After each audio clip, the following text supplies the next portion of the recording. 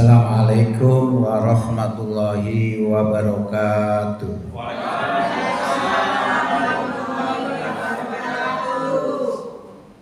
Alhamdulillah, alhamdulillahillazi arsala rasulahu bil huda wa dinil haq liyuthirahu 'ala dini kullih walau karihal musyrikun.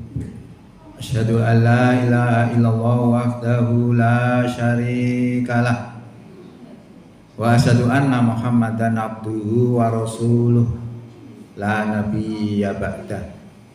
Allahumma sholli wa sallim wa barik ala Muhammad wa ala alihi wa sahbihi wa sallim ajma'in, amma ba'du. Hadirin Bapak Ibu, wabil khusus Direktur RC Hasanah yang kami hormati, para Bapak Ibu dokter dan lainnya yang kami hormati. Syukur alhamdulillah di pagi hari ini kita bisa hadir dalam acara kajian duha dalam rangka untuk menambah wawasan keislaman kita, sekaligus juga menambah mantapnya keimanan kita. Mudah-mudahan kehadiran kita di pagi hari ini diterima sebagai amal soleh di sisi Allah Subhanahu wa Ta'ala. Dari panitia menugaskan saya untuk memberikan materi makna mendalam di balik setiap ritual haji. Jadi maksudnya judul ini adalah bahwa dalam ritual manasik haji itu mengandung filosofi yang mendalam dari keluarga Nabi Ibrahim yang dapat kita ambil pelajarannya agar kita termotivasi untuk meningkatkan keimanan kita. Berarti ini nanti bicaranya tentang manasik haji. Nah, manasik haji itu filosofinya kayak apa? Sehingga memunculkan di situ lakon itu Ibrahim. Ya Ibrahim saja, anaknya, istrinya. Nah itu kenapa mereka mampu melaksanakan perintah yang teramat berat. Itu perlu untuk kita teladani, kita jadikan satu pelajaran yang terbaik untuk meningkatkan keimanan kita. Nah sebelum kami sampaikan ini dulu. Saya ini kalau ngomong haji ya enggak apa-apa, karena sudah apa? Sudah sah saya ini. Karena sudah punya sertifikat profesional. Nah, saya mengikuti pelatihan ini tahun 2024 kemarin, bayarnya lumayan 6 juta. Minitnya 6 juta. Ini berlaku 4 tahun. Nah, kira-kira materinya seperti ini. Jadi saya ngomong haji ya udah apa-apa gitu. Karena memang saya kan setiap tahun mesti ngasih pengisian haji di Kota Mojokerto juga. Oke, kita lanjut. Pertama kita lihat yang dilakukan dalam ibadah haji itu apa? Perjalanan haji. Satu, umroh. Yang kedua, haji. Yang ketiga, ziarah. Ya cuma ini aja yang dilakukan ibadah haji. Umroh dan haji. Dan ini waktunya tidak lama. Kalau orang pergi haji kan sekitar 40 hari. Sebenarnya 40 hari itu kan hanya giliran pesawatnya haji. Nah, di sana yang budal dhisik ya berarti ngenteni gitu loh ya. Si budal kari ya ngempes. Nah, di dalam umroh itu isinya ada tawaf dan sa'i.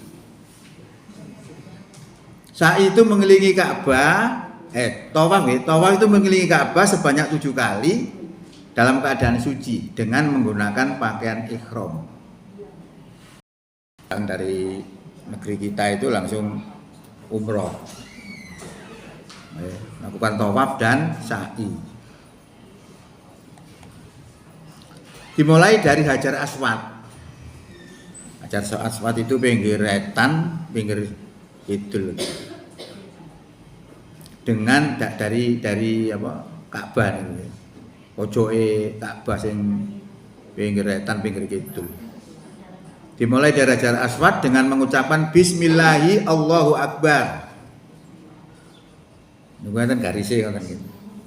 Lalu berjalan berputar mengelilingi Ka'bah sebanyak 7 kali. Ini tawaf. Nah, setelah selesai tawaf lalu melakukan sa'i. Nah, biasanya sebelum sa'i itu setelah melakukan tawaf itu sholat di Maqam Ibrahim. Maqam Ibrahim bukan kuburan Ibrahim, enggak. Maqam itu tempat berdirinya Nabi Ibrahim waktu bangun Ka'bah. Nah, setelah itu lalu biasanya minum air Zam-Zam. Nah, setelah air Zam-Zam biasanya pergi lagi ke tempat sa'i.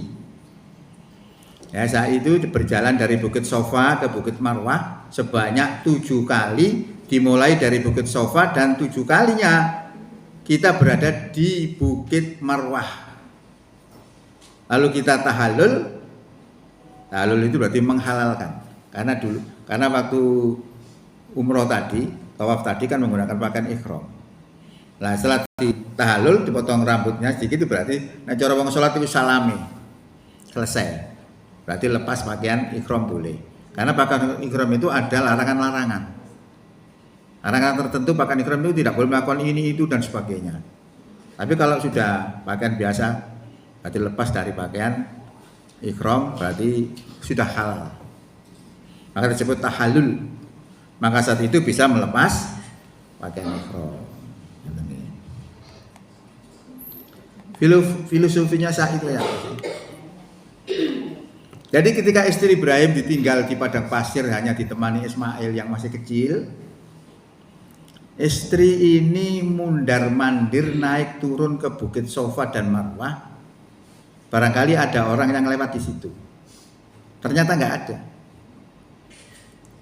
Nah, ini luar biasa juga istrinya diuji. Ketika berjalan bersama Ibrahim dan beserta anaknya itu tiba-tiba di padang pasir ditinggal. Lah wong ada ditinggal nang padang pasir ya bengong-bengong ya.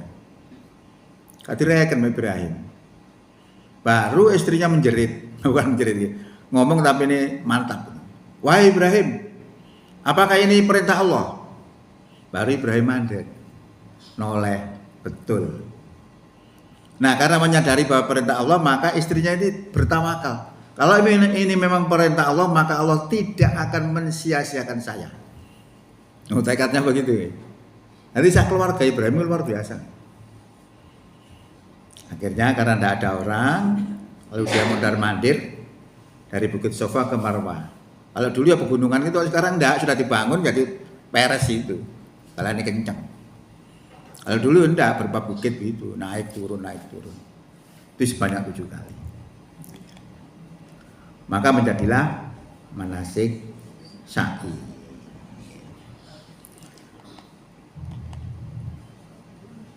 Yang kedua, masalah haji. Jadi masalah haji itu sebenarnya waktunya cuma 5 hari. Paling lama. Lah kok sampai 40 dino ya, itu kan bergantian begitu. Jadi makanya nanti yang berangkat gelombang 1 misalnya, gelombang 1 udah langsung Mekah. Karena apa? Hari hanya masih jauh. Pergi ke Madinah dulu. Di sana melakukan sholat 40 waktu, berarti 8 hari, terus baru ke Mekah. Nah ini sambil menunggu waktu. Waktunya tanggal berapa? 9 Zulhijjah. Ini waktunya haji. Nah sebelumnya dia bebas. Mau ziarah, mau apa, mau. Nah ini di Arafah seperti itu. Nah di Arafah ini ada apa? Di Arafah ini wukuf. Jadi jamaah haji itu seluruhnya wajib harus wukuf. Sampai orang yang sakit dari rumah sakit itu dibawa oleh ambulan supaya datang ke Arafah. Di sana munajat kepada Allah, zikir, mohon ampun dan sebagainya, terserah. Nah, itu wukuf. Dan waktunya dari tergelincir matahari sampai maghrib. Nah di padang Arafah itu seperti itu. Di sana pakaiannya sama semua, pakaiannya putih kabeh, pakaian ihram. Tidak ada perbedaan status, semua sama. Lalu setelah maghrib berangkat ke Musdalifah. Ya nggak seberapa jauh sebenarnya dari Musdalifah ini. Ada apa di sana? Mabit. Mabit itu nginep. Berapa lama waktunya nginep? Berapa jam? Terserah. Sebentar boleh, lama boleh. Pokoknya bisa menyesuaikan langkah-langkah selanjutnya. Apa pekerjaannya di Musdalifah?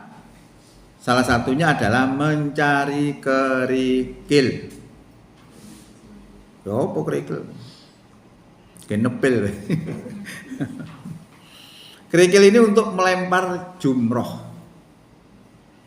Nah, cari berapa biji?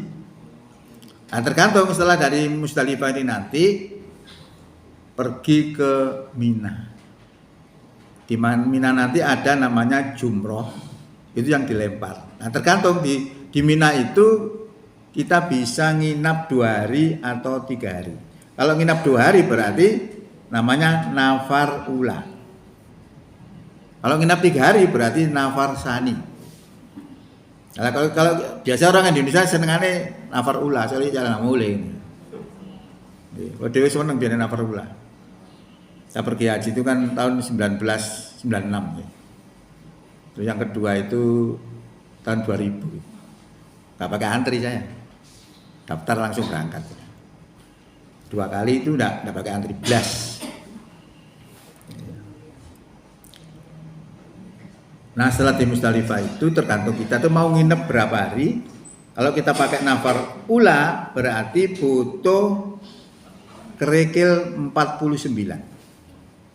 Nek 3 hari berarti butuh 70. Oke. Nah, saya tambah sedikit di Musdalifah ini sebelum saya lanjutkan. Musdalifah sekarang ini juga kena undang-undang. Undang-undangnya begini. Karena di Musdalifah itu sekarang dibangun yang namanya toilet. Sangat banyak sekali. Sehingga media Musdalifah itu karena dipotong oleh toilet yang begitu banyaknya akhirnya menjadi sempit. Sementara jamaah semakin banyak. Sehingga tahun 2023 itu terjadi 20.000 jamaah Indonesia masih berada di Musdalifah pada jam 2 siang. Akhirnya morat-marit. Muncullah hukum baru namanya murur. Nah, murur ini diperuntukkan untuk orang-orang yang sakit, orang tua dan sebagainya. Walaupun tidak mabit di Musdalifah, hanya lewat saja tidak masalah. Dan sudah disediakan kerikilnya. Itu kebijakan baru. Ya, mulai tahun 2024 kalau tidak salah. Seperti itu. Nah, kemudian setelah kita memilih nafar ula atau nafar sani, kita pergi ke Mina. Berarti pada malam itu. Nah, malam itu melempar jumroh sebanyak 7 kerikil. Yang dilempar jumroh akobah. Jadi ada jumroh ula, jumroh wusta, jumroh akobah. Sing disawat itu akobah sing paling adoh dhewe dhisik. 7 kerikil, jangan hitung ya, 7 kerikil. Nah, setelah itu mabit. Besoknya melempar lagi 3 jumroh. Ula, wusta dan akobah 7. Berarti 21. 21 sama 7 tadi berapa? 28. Sing nginep meneh. Menene nyapat lagi.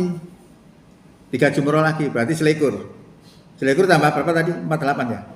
Berarti berapa? 28. 49. Nah, persiapannya itu tergantung kita mau nginep berapa hari. Boleh, terserah. Nih. Lalu lempar jumroh, ula, wusta dan akobah sudah. Lalu pergi ke Mekah untuk tawaf lagi. Yang disebut tawaf ifadah, kemudian ditambahi sa'i. Selesai ibadah haji. Lalu ya hanya gini toh ibadah haji itu 5 hari waktunya ini. Makanya ada haji yang plus, haji macam-macam itu ya kan dipres waktunya. Bayari lawarang dan itu rawan dikorupsi juga ya. Kemarin Yakut itu kan juga karena itu ya dikasih haji furoda.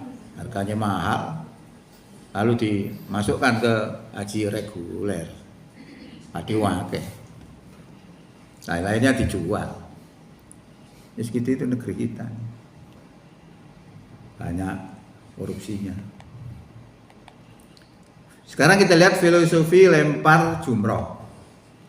Jadi konon filosofi melempar jumroh itu adalah ketika Ibrahim berniat melaksanakan perintah Allah untuk menyembelih putra yang disayanginya, lalu bertekadlah Ibrahim tersebut, ya tekad Ibrahim tersebut dihalang-halangi oleh iblis agar membatalkan niatnya tersebut. Iblis itu begitu memang pekerjaannya. Gak seneng kalau orang itu taat. Dikudo pikiran itu macam-macam. Dikasih logika lah, awal soleh kok belai gak apa-apa tangan, kira-kira ngoten ya, akhirnya terus dilempar. Ya, maka saat itulah Nabi Ibrahim melempari iblis itu dengan kerikil-kerikil tersebut. Ini filosofinya. Sehingga Ibrahim bisa melaksanakan perintah Allah tersebut, walaupun pada akhirnya Ismail yang akan disembelih diganti Allah dengan sembelihan yang besar. Jadi ternyata Ibrahim tadi diuji, bukan diperintah sungguhan. Buktinya ketika mau digorok, disuruh berhenti diganti dengan kibas yang besar. Nah ini karena memang nanti kita akan lihat kenapa Ibrahim itu mampu melaksanakan perintah yang terberat itu karena memiliki 3 hal. Pertama memang imannya kuat. Kedua memang Ibrahim itu mencintai Allah lebih dari segala-galanya. Dan itu dibenarkan Quran. Dan yang ketiga memiliki level iman pada level ainul yakin. Jadi level iman itu ada 3 ya misalnya. Ilmu yakin. Kalau saya bilang jajan ini mesti ono sing gawe. Yakin jenengan ya? Itu ilmu. Tapi jenengan nggak tahu siapa yang membuat. Bagaimana cara membuat? Jenengan nggak tahu. Terus dadi yakin mesti ono sing gawe, gak mungkin ono barang karo sing gawe. Nah itu ilmu yakin. Kalau iman kita sampai seperti itu berarti Allah yang membuat alam ini Allah. Oke, berarti derajat iman kita itu masih ilmu yakin. Kalau kita melihat dengan mata kepala sendiri, oh jajan itu enggak ini kayak ngono rek. Kayak glepung, kayak banyu itu udah di open dan sebagainya. Tahu dengan mata kepala sendiri, beda dengan orang yang diberitahu bahwa ini buatannya si A si B. Kalau saya bilang gula itu manis, jangan percaya kan? Maksudnya kan belum pernah ngerasakan gula dengan lidah. Beda dengan orang yang merasakan gula dengan lidahnya sendiri. Nah, orang yang bisa merasakan gula dengan lidahnya sendiri, itulah ainul yakin. Ngoten nggih, paham nggih? Maka menjadilah syariat itu menyembelih binatang kurban itu karena diganti oleh Allah. Jadi Allah itu sebenarnya hanya ngetes saja. Cinta temen nang Allah tak enggak? Cinta nang dunia ini termasuk anak-anaknya, keluarganya. Kalau panjenengan bisa melaksanakan itu, akan bisa merasakan lezatnya iman. Nah sekarang ziarah. Nomor 3 tadi ziarah. Ziarah itu berkunjung ke tempat-tempat yang bersejarah dalam Islam. Banyak sekali di sana, apakah Gua Hiro atau apa, apakah sing turunnya Nabi Adam sama apa itu, Hawa di gunung apa itu, saya lupa ya. Itu tempat-tempat bersejarah. Dilakukan sesuai dengan kondisi kita berada di gelombang berapa. Kalau berada di gelombang 1, maka ziarah bisa dilakukan sebelum waktu ibadah haji itu tiba. Kalau berada di gelombang 2 dan waktu sudah mepet dengan waktu ibadah haji, maka ziarah dilaksanakan setelah selesai ibadah haji. Ini berarti situasional. Jadi yang penting itu mengerti bahwa haji itu sakjane tanggal 9 sampai 13. Ya sudah itu aja. Mari ngono apa? Bersenang-senang terserah. Lengker. Jadi ibadah haji itu ibadah fisik ya. Ibadah fisik terus kudu duwe, nek duwe gak sejajan. Gak iso blonjo-blonjo ngoten. Nanti wong Arab kuwi nek wong Indonesia seneng. Blonjoan. Haji. Dan yang paling terkoordinir itu Indonesia. Thailand ini kan keleleran di jalan-jalan gitu. Kalau kita sudah dikoordinir, tapi yang kan bayar larang, rawan dikorupsi. Nah sekarang kita lihat filosofi ibadah manasik haji. Maka dalam peristiwa manasik haji adalah memberi gambaran betapa seorang hamba Allah bernama Ibrahim beserta keluarganya, baik anaknya maupun istrinya, telah menunjukkan kepada kita betapa hebatnya keluarga tersebut yang mampu melaksanakan perintah Allah yang teramat berat. Jadi bukan Ibrahim toh yang diuji itu, apalagi anaknya itu. Anaknya mau disembelih diberitahu kok. Ismail, coro wong mriki nggih. Aku ngipi, kamu tak beleh. Nah itu dibenarkan oleh Ibrahim. Lalu apa jawabnya Ismail? Anak yang soleh jawabnya kayak apa? Berdiri bulu kuduk kita kalau kita dengar. Dia bilang, ya abatif al, hai bapakku. Ya abatif al matuk maru. Satajiduni insyaallahu minasib sobirin. Wahai bapakku, laksanakanlah apa yang Allah perintahkan kepada kamu, niscaya engkau akan dapati aku termasuk orang-orang yang sabar. Luar biasa gitu. Karena saya ya bapak wis tuwek kok. Apa dhewe ya jake angen-angene, cita-cita aja dawa. Bapak sing tuwek, bapak sing dibeleh. Kira-kira ngoten. Saiki. Lu anak soleh begini. Lu sini kok disuruh sembelih itu lho. Makanya iblis menghalangi, ojo. Anak soleh kok disembelih gitu. Tapi karena itu perintah Allah dilaksanakan. Karena apa? Ciri orang beriman di dalam Quran digambarkan. Orang beriman itu ya, apabila diseru kepada aturan Allah dan aturan Rasul supaya menghubungi antara mereka, jawabannya apa? Ayyaqulu sami'na wa ata'na. Kami dengar dan kami taat. Nek basa kita ya nggih Gusti Allah, kula manut. Kira-kira bahasa ini. Makanya orang beriman itu harus manut sebenarnya. Dengan aturan-aturan Allah itu. Oke, kita lanjut. Ibrahim rela berkorban anak yang paling disayangi untuk disembelih. Ini pengorbanan keluarga Ibrahim. Ismail rela berkorban nyawanya. Ya. Istrinya rela ditinggal di padang pasir yang sangat tandus. Seluruh keluarga ini berkorban semua untuk Allah. Pertanyaannya sekarang, lalu kita sudah berkorban apa?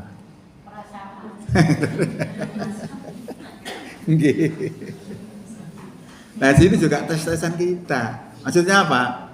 Kalau kita diperintah untuk kurban kambing aja dilaksana apa enggak padahal kita mampu, kecuali enggak mampu. Itu tes-tesan kita.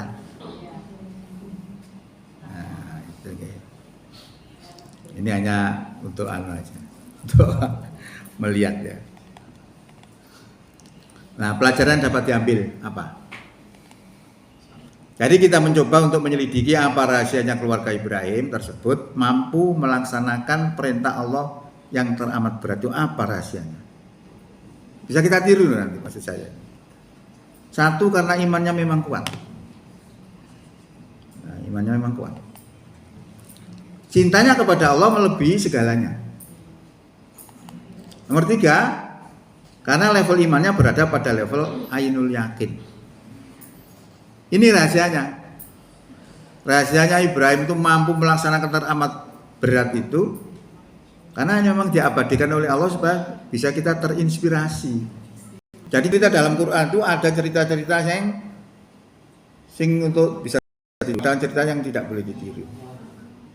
Sejarah-sejarah itu membicarakan masa sekarang, hukum-hukum dan sebagainya, membicarakan masa sudah mati, diceritakan semua.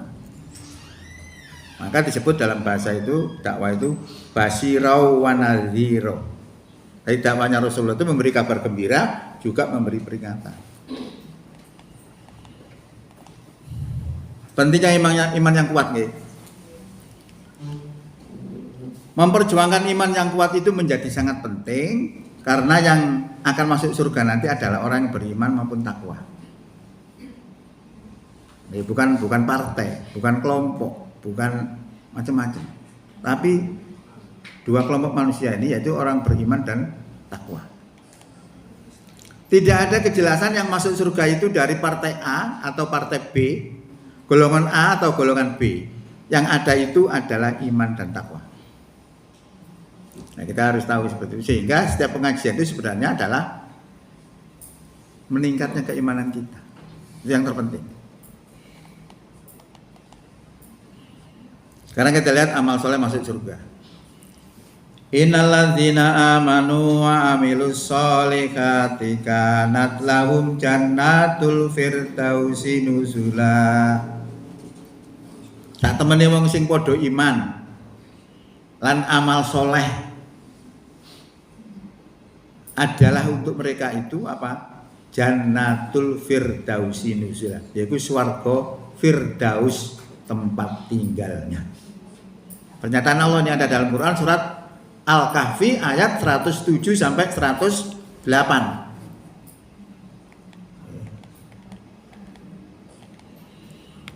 Nah, kita lihat sekarang surat 3 ayat 133. Wasari'u, cepet-cepet toh. Ila magfirati mir rabbikum, marang pengampunan pangeranmu. Wajan nanti dan cepet-cepet to nanggone swarga ardua samawati wal ard, sing luase sak luase langit lan bumi. Uidat sing disediakno lil muttaqin kanggo wong sing takwa. Pernyataan Allah ini.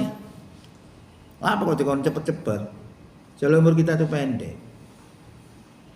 Jadi kalau satu hari di akhirat itu sama dengan 1000 tahun di dunia. Nah, kira-kira awak dhewe iku umur 75. Iku nek ono ya. Padha karo sak jam setengah. Nah, nek awak dhewe umur 50 berarti sak jam. Umure wong 70 kadang wis ngeden. Ya, makanya kan cepet.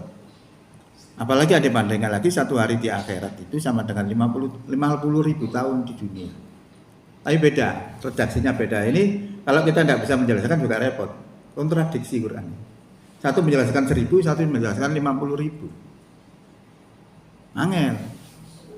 Karena yang 1000 tadi disebutkan mimma ta'udun, daripada apa yang kamu biasa hitung.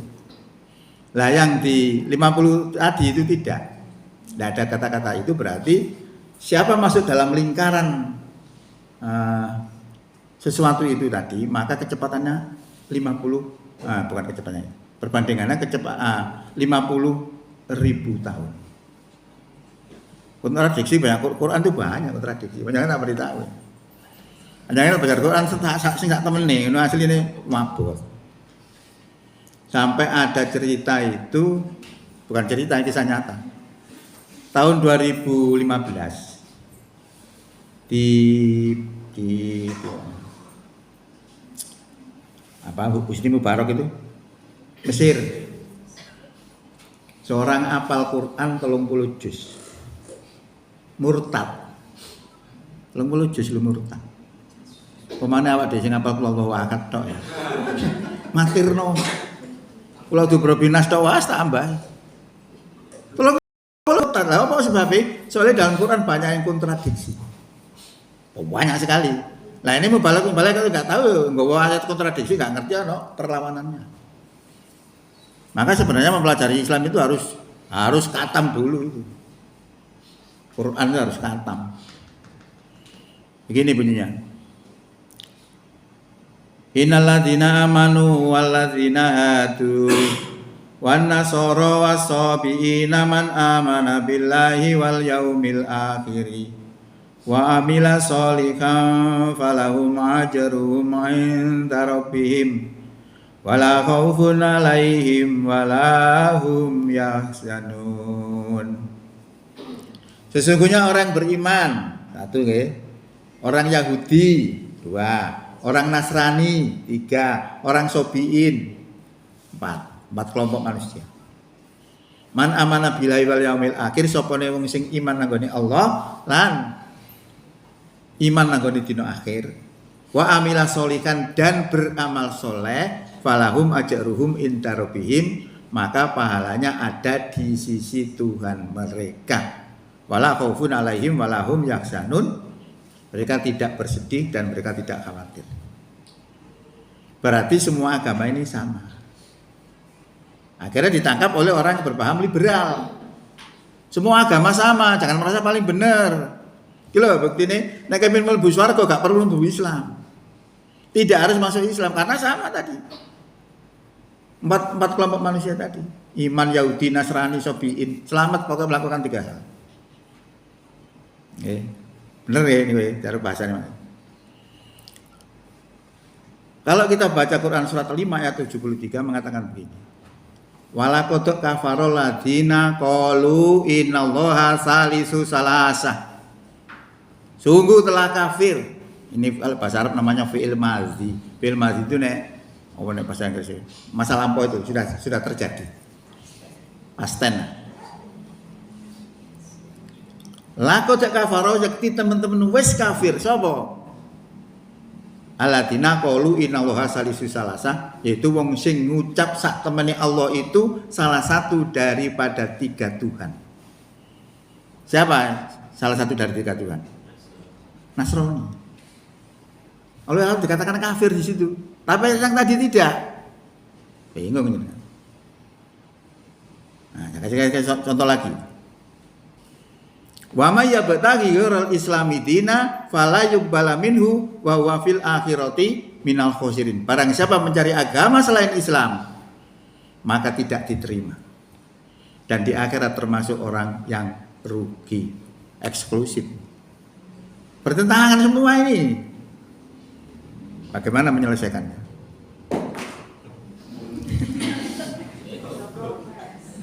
Karena kita nggak bisa jawab, akhirnya Harkon tadi keluar. Gak pindah agama ndak, ateis. Wis gak ada agama-agama.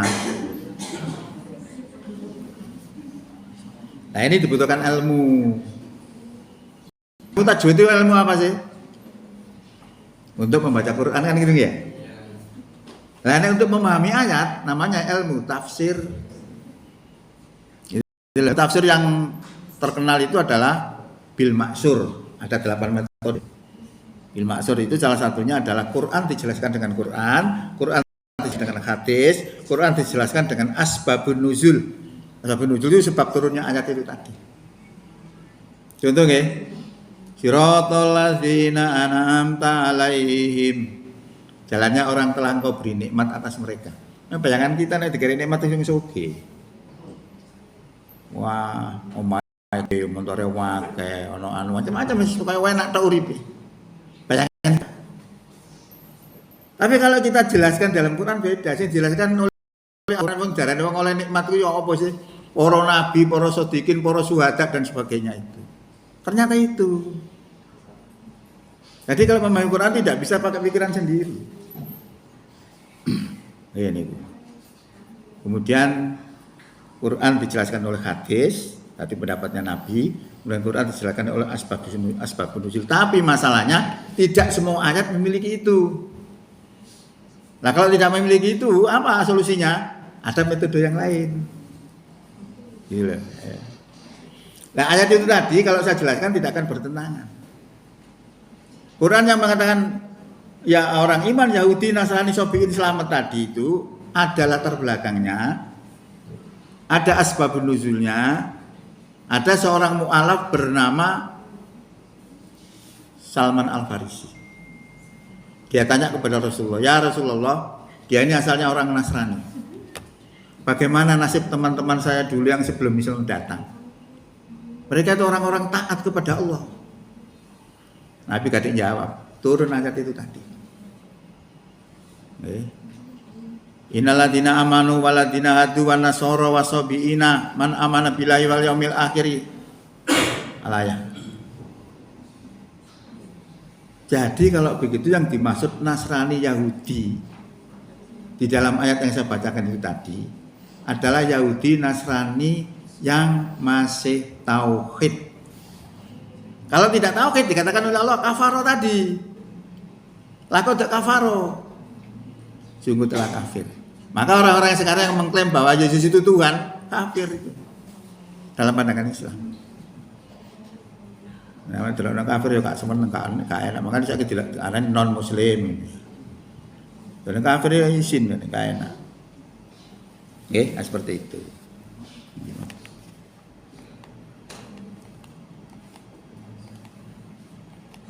Nah, sekarang kita lanjutkan ciri-ciri orang takwa. Orang takwa itu apa sih? Banyak ya. Banyak kalau kita lihat dalam Quran itu. Alladzina yunfikuna fis-sarra wad-dharra wal kadhimina al-ghaidha wal 'afina 'anil nas wallahu yuhibbul muhsinin. Orang-orang takwa itu tadi kan 133 ya. Sekarang 134 tadi lanjutannya. Yaiku wong-wong sing menginfakkan hartanya baik dalam keadaan sempit atau dalam keadaan lapang. Artinya wong dermawan ngoten. Wal kadiminal itu orang bisa menahan marah. Orang itu tidak bisa menghilangkan marah, tapi menahan bisa. Kalau marah itu tidak bisa ditahan, akhirnya jatuh kepada dosa. Contohnya apa? Anaknya Nabi Adam itu dulu itu marah. Karena dulu syariat tidak seperti sekarang. Syariat itu dulu nek nikah itu sama saudara kandungnya. Logikanya tidak ada orang mau nikah dengan siapa. Syariatnya beda, tapi ajarannya tetap tauhid. Nah sekarang itu sama, ajarannya tetap tauhid, tapi manusianya beda, syariatnya beda. Makanya sekarang kalau nikah dengan saudara kandungnya dosa kan gitu. Nah dulu itu disilang oleh dulur kandungnya, situ oleh ayu, situ oleh elek, sing oleh elek mangkel. Aku dikelek ngene bapak rek. Mau mangkel ini. Akhirnya anak sing saudara yang dapat cantik tadi dibunuh. Nah, itu adalah pelampiasan marah yang tidak terkendalikan. Nah, jadi orang beriman itu bisa menahan marah. Nah, wal afina aninas dan memaafkan kepada manusia biasanya diterapkan di saat hari raya. Masih gak salah yang aku salah. Qur'ane di macam-macam gitu. Wallahu yuhibbul muhsinin. Dan Allah cinta kepada orang yang berbuat baik. Sekarang kita kembali kepada infak. Infak ini selalu jadi bahan pembicaraan dalam Quran. Bahkan perkara infak ini orang itu getun ketika mati. Kepingin duripno maneh. Kepingin duripno maneh supaya bisa beramal dengan sedekah yang baik. Itu bisa kita lihat dalam Quran surat 63 surat Al-Munafik. Wa anfiqu mimma razaqnakum min qabli ayyatiya akhatakumul mautu fayaqula rabbi laula akhartani ila ajalin qarib fa asaddaqa wa akum minas sholihin wala yu'akhirullahu nafsan idza jaa ajaluha wallahu khabirum bima ta'malun. Berinfaklah kamu sekalian sebelum salah satu dari kalian kedatangan mati. Jadi berarti jurib itu kan infak.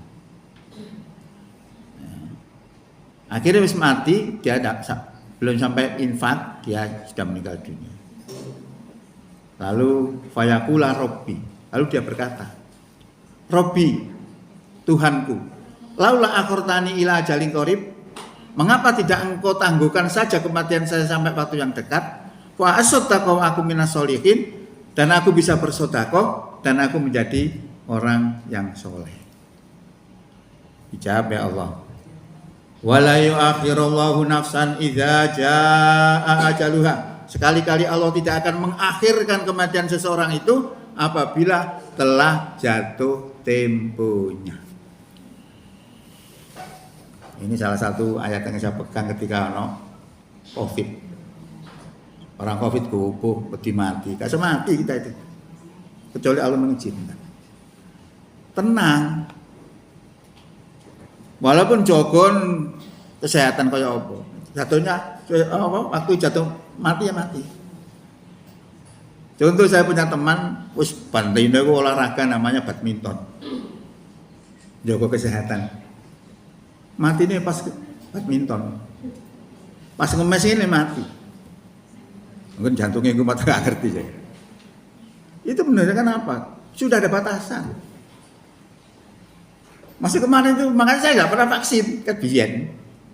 Makanya nggak vaksin juga senang dindi gitu loh. Gak senang mak sepure jalui surat vaksin. Jadi itu. Wala yuakhirullahu nafsan idza jaa ajaluha.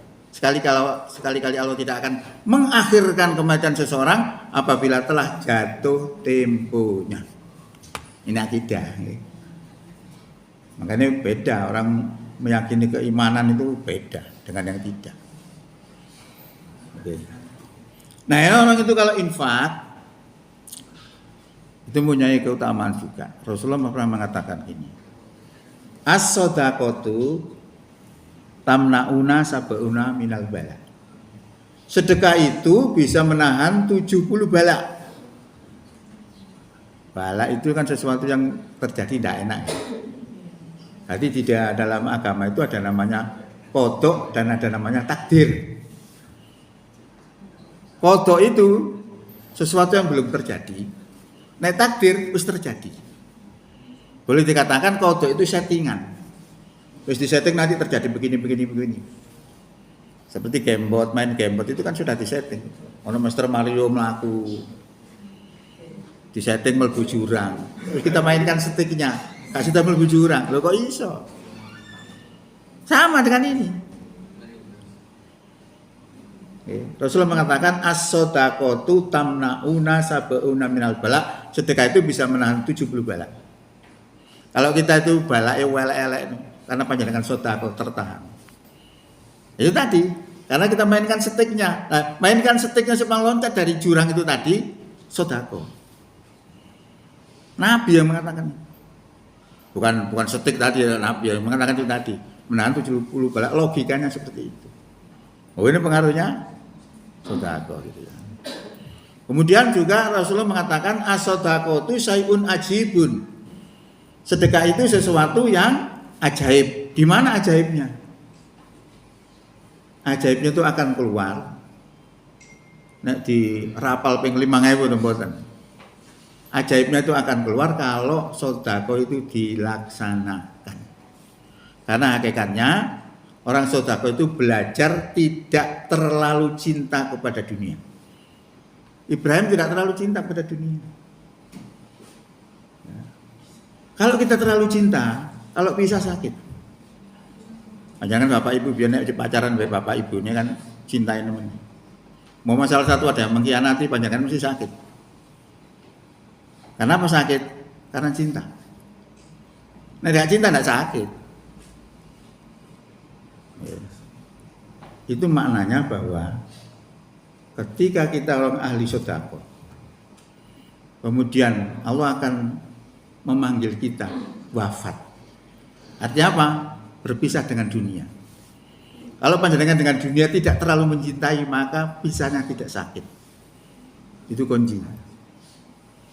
Ya, makanya Islam itu ajarannya begitu. Ya, tadi soleh sosialnya untuk sedekah ini. Sedekah ada bentuknya juga macam-macam. Ada bentuk wajib yang disebut zakat. Ada bentuk yang sunat disebut infak dan sebagainya. Tapi semua mengeluarkan harta. Nah, kalau harta itu misalnya kita tiap hari makan, tidak pernah kita BAB, sakit pasti perut kita. Kalau kita bisa BAB lancar, sehat. Nah, sama dengan itu. Oke.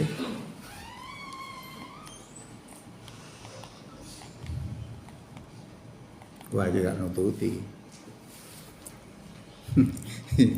Kira-kira 2 jam nih, terus tak cukupnya aja. Kita lihat ciri-ciri orang takwa yang lain. Walladzina idza fa'alu fahisatan aw dzalamu anfusahum dzakarullaha fastaghfaru lidzunubihim wa may yaghfirud dzunuba illallah wa lam yusirru ala ma fa'alu wa hum ya'lamun. Cirinya yang lain, Waladina idza fa'alu fahisatan au dzalamu anfusahum, yaitu wong-wong sing nalikane nglakoni fahisah atau dolim terhadap diri mereka sendiri, dirinya zakarullah, eling nang gone Allah.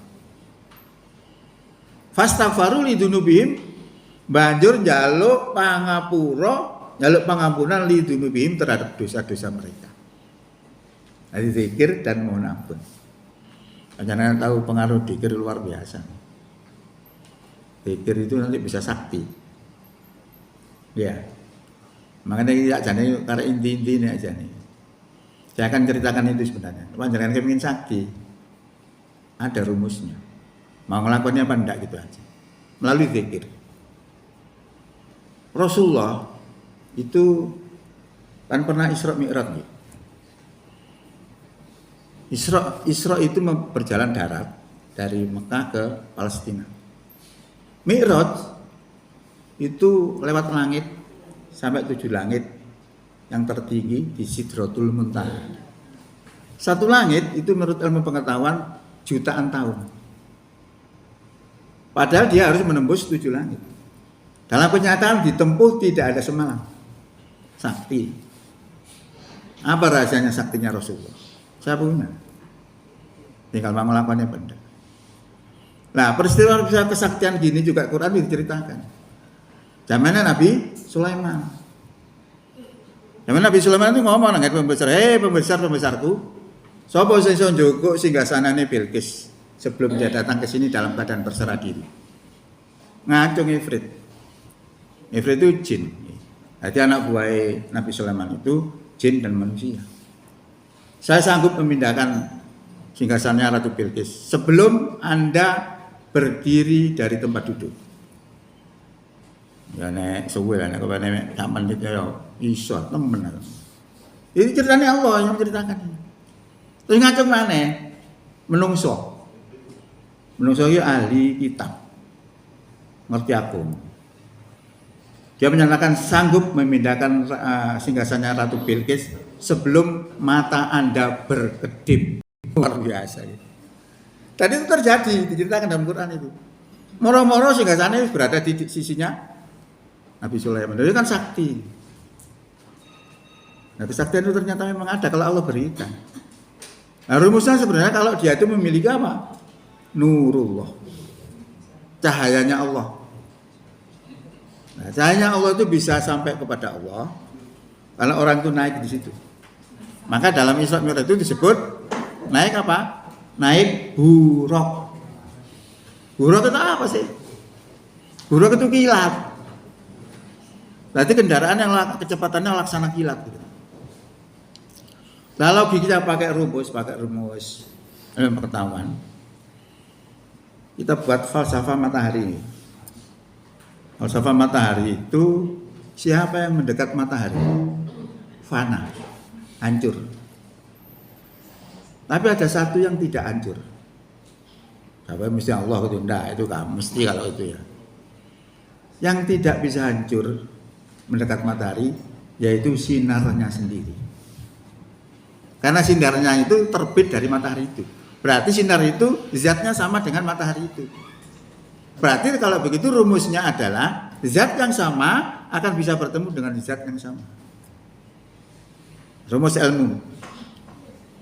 Gas paling ringan. Kalau bono pelembungan ya. Terus kita taleni, kita culno. Ke atas apa ke bawah? Larinya. Ke atas, gitu. Di mana berhentinya nanti? Ayo, siapa bisa? Ini saya tak kayak gini.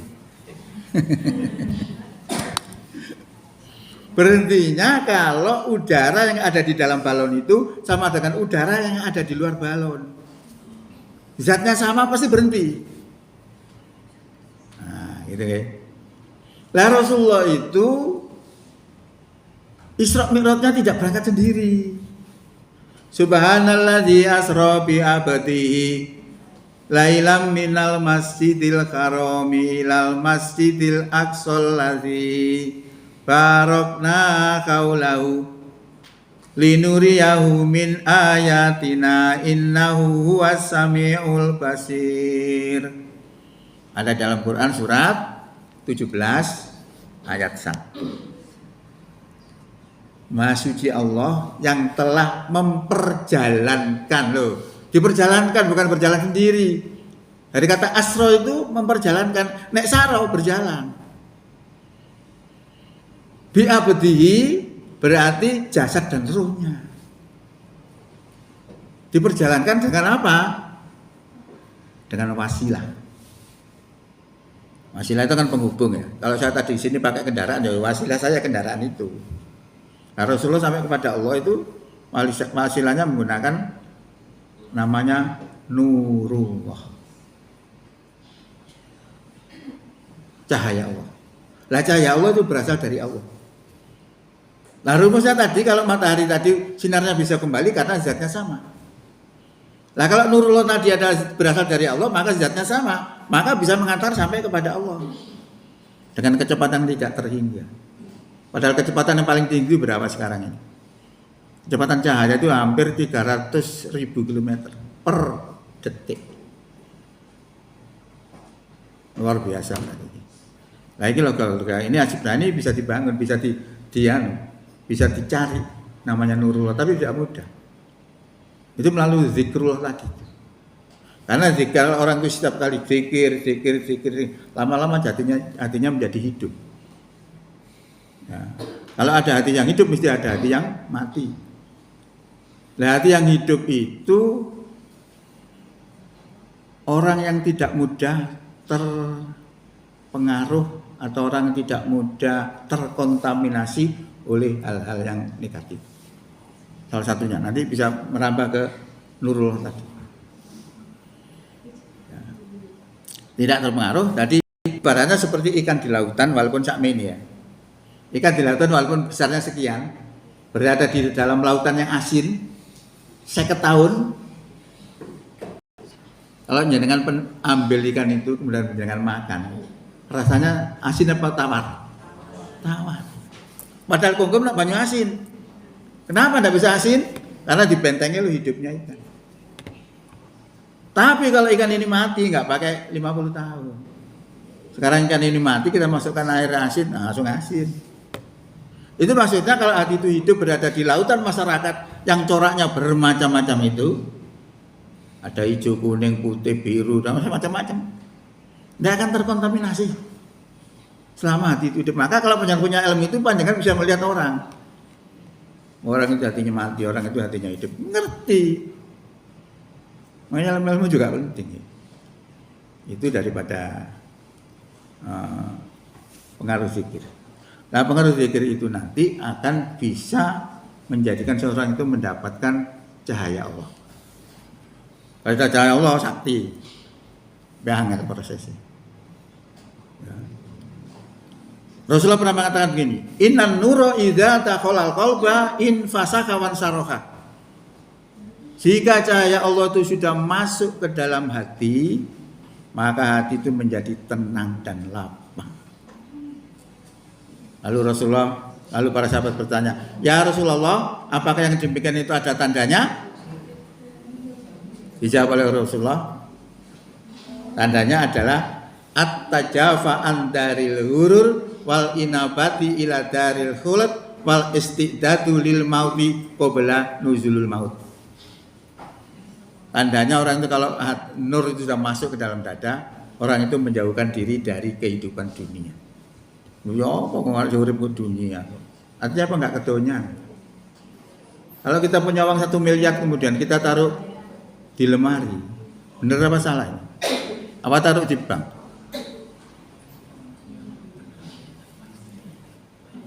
Jadi yang benar itu boleh taruh di lemari. Yang tidak boleh itu jangan ditaruh di hati. Nah ditaruh di hati ini keluar angel. At-tajafa'an darihul wal inabati ila darihul, sadar bahwa dia akan menuju negeri kelanggengan. Dan ketiga, orang itu akan mempersiapkan kematiannya sebelum datang kematian itu. Orang ini sudah punya 3 sifat ini luar biasa. Mesti api, nggak akan jahat, karena dia sudah siap kematian. Kita tuh kadang-kadang sudah tahu mati tapi Kesiapan kita belum. Contoh, ada bani mati, mati. Ya itu karena berarti tidak siap itu. Makanya iman itu diukur. Mancep teman enggak. Nah kalau kita iman seperti itu, maka persoalan selesai. Ya, misalnya mau berbuat jahat, burung. Saya ceritakan bagaimana orang pengembala kambing yang mengembalakan kambingnya orang itu ribuan banyaknya kambingnya. Oke. Lalu si kurang didik. Bang Melik ngas.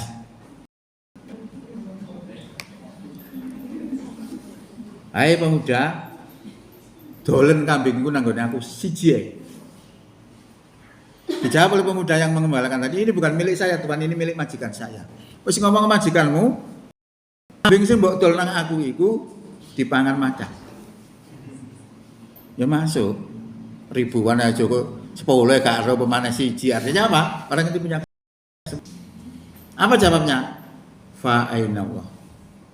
Kalau kambing ini saya jual kepada Anda Tuhan, lalu di mana Allah itu? Dia sadar bahwa Allah itu melihat dirinya. Lah dia mengenal itu karena dia iman. Gak jadi. Nah makanya orang korupsi itu bukan karena kurang bayar.